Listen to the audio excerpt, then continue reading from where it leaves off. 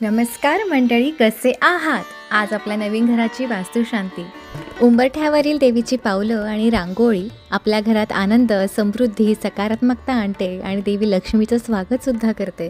पूजेच्या सामानाची यादी गुरुजींनी आम्हाला आधीच दिली असल्याने त्यासाठी लागणारं बऱ्यापैकी सामान आई बाबा भारतातूनच येताना घेऊन आले होते. परंतु काही सामान एअरलाईन्सच्या नियमात बसत नाही आणि आपण ते आणू शकत नाही, म्हणून ते इथल्याच इंडियन ग्रोसरी स्टोअरमधून आम्ही घेऊन आलो. आज वास्तुशांतीचा दिवस. गुरुजी अगदी सकाळीच आले आणि त्यांनी पूजेची मांडणी करायला सुरुवात केली. सगळं कसं अगदी प्रसन्न वाटत होतं.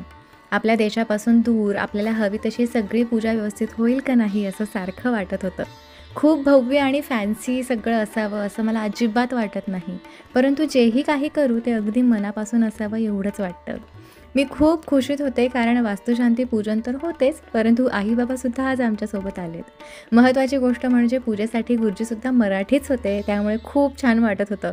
प्रत्येक शुभप्रसंगी देवी लक्ष्मीचे स्वागत करण्यासाठी आणि घरात सकारात्मक ऊर्जा आणण्यासाठी काढली जाते ती म्हणजे रांगोळी. यामुळे घरात आनंद आणि चैतन्य टिकून राहतं. सगळी तयारी झाली आणि आम्ही पूजेला बसलो. गुरुजी प्रत्येक विधीचा अर्थ आम्हाला समजावून सांगत होते. वास्तुशांत का करावी?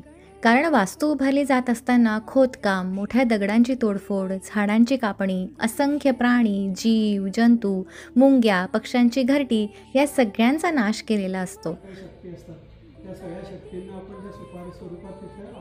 वास्तू तयार करण्यासाठी खूप यंत्रे वापरावी लागतात. त्यामुळे त्या वास्तुपुरुषाच्या शरीराला सुद्धा इजा पोहोचते. या सगळ्याचा जो दोष तयार होतो तो वास्तू विकत घेतल्यावर आपल्याला लागतो.